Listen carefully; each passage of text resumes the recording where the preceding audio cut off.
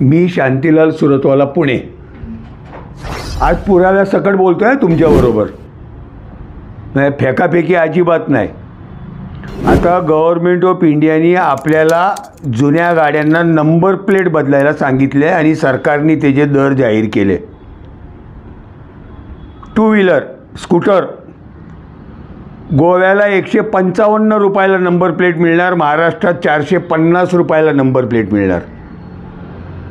रिक्षा गोव्याला 155 रुपयात number plate मिळणार, महाराष्ट्रात 500 रुपयाला नंबर प्लेट मिळणार।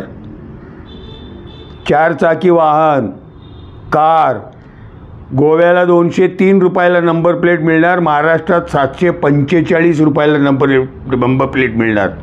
आणि हे माझं मत नाही बरं का, लोकमत पुणेच्या 4थ्या पानावर आज त्या दरासहित बातमी आलेली आहे।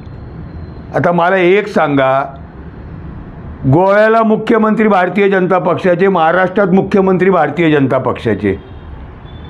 गोव्याच्या सरकारला 155 रुपयात नंबर प्लेट मिळते आणि ठेकेदारकडनं महाराष्ट्र सरकार 745 रुपयाला नंबर प्लेट घेते।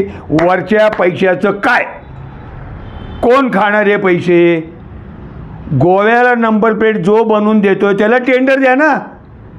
मी तुम्हाला गेले अनेक दिवस हात जोडून सांगतोय, महाराष्ट्र सरकार श्रीमंत असो किंवा गरीब असो सगळ्यांची लुटालुटी करतायत, आपले पैसे लुटतायत। जरा डोळे उघडे ठेवा। माझी हात जोडून नम्र विनंती आहे, कुठलाही नेता कुठल्याही प्रयागराजला जाऊन आंघोळ करून आला म्हणून मत देऊ नका। एकनाथ शिंदे सुद्धा आंघोळ करून आले आणि इथं हे मुख्यमंत्री आणि 2 उपमुख्यमंत्री मिळून स्कूटरवाल्यांना सुद्धा लुटण्याचा प्रोग्राम बनवतात। थोडे जागे व्हा आणि याची प्रतिक्रिया मुख्यमंत्र्यांना कळवा। Speed news Bharat.